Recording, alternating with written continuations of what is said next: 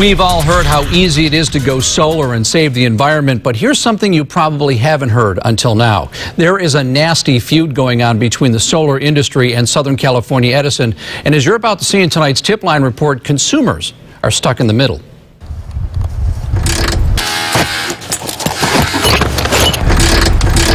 The hardest part about going solar should be watching the guys get those big panels up on the roof, but it's not. Ask Rose Airy. My brother did this part for us. She decided to install solar on her Santa Barbara home back in April. It took 5 months to get permission through the county and only 3 days to install the system. They said, well, no, now you have to wait 5 to 6 weeks for permission from Southern California Edison to hook up. And I was surprised. The company that installed her system sent the necessary paperwork to Edison, and they waited.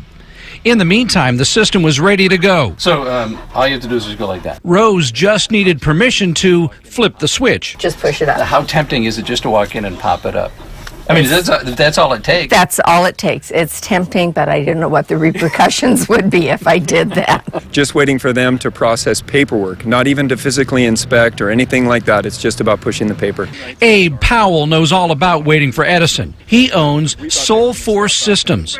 As a small solar business owner over the last 13 years, the biggest obstacle we faced has been Southern California Edison. Powell claims Edison intentionally delays the process for new solar applications by losing paperwork and changing its applications 2 or 3 times a year, so companies like his have to resubmit and then start all over again. The hard part for us solar guys is that we're all scared to call them and make a fuss, because then what happens is your applications get lost for sure. Powell is not alone. We spoke with other solar companies who say the exact same thing. However, they did not want to talk about it on camera.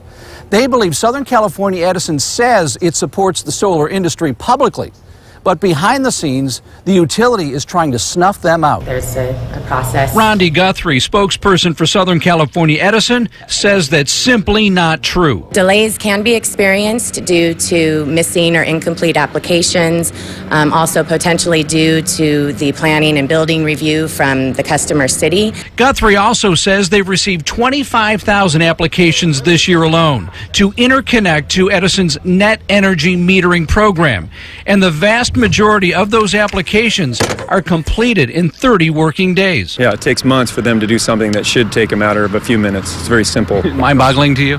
It's unreal. Now, is it required that Edison send a crew out to check the system once it's been installed? No. So if they don't have to do that and it's a matter of just checking an application, why does it take so long?